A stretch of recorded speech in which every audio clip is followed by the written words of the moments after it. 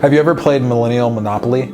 It's where you walk around the board over and over again, never buying anything. I feel like that's what we're doing.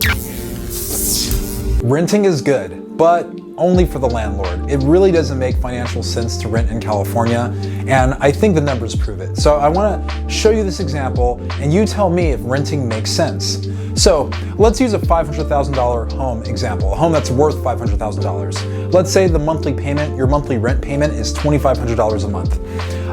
The first year, you will have paid $30,000 in rent payments to your landlord. Now, every year when you rent, the cost of rent goes up, just like the cost of living when you buy a house. So every year, conservatively, your rent could go up 3%. A lot of times more, up to 10%. So year one, you're paying $2,500 a month, but all the way down here at year six, you're probably at $2,898.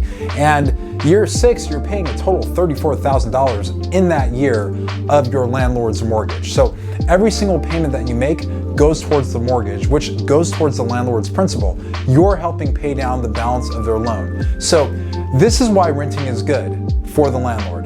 So check it out. The home that they're renting out to you that was worth $500,000 in 6 years, with the appreciation going up at least 5% a year, right now it's more, that home in 6 years will be worth $638,000. So with the money that you've been paying in rent, which goes directly to their mortgage, if they choose to sell their home, guess what? They're gonna reap at least $138,000 of your money. Now that's crazy.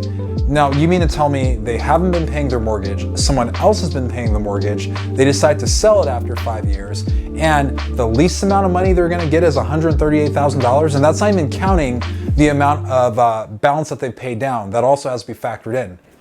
So renting is good, but for the landlord. So there's a few things that we have to factor in. The value of the home that goes up, and if they decide to sell it, they're reaping all the reward with no help from them. You paid their mortgage.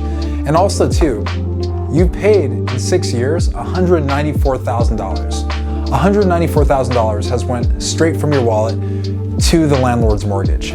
You're doing them a huge service, community service. So when you're thinking about renting or buying, factor in how much are you paying in rent? How long have you been paying in rent? Do you know how long you've been paying rent? Look at these numbers. You probably could have bought half of a house for the amount of rent that you paid over these years. And have you been a good tenant? Have you been paying your rent on time every single month for the past 5 years? Well, guess what? That could have been a mortgage payment that you're paying on time for the past 5 years. Do yourself a service, check it out, see if you can get pre-approved for a home loan, because if you can pay rent, you can pay a mortgage. If you have any questions, feel free to leave me a comment or shoot me a DM.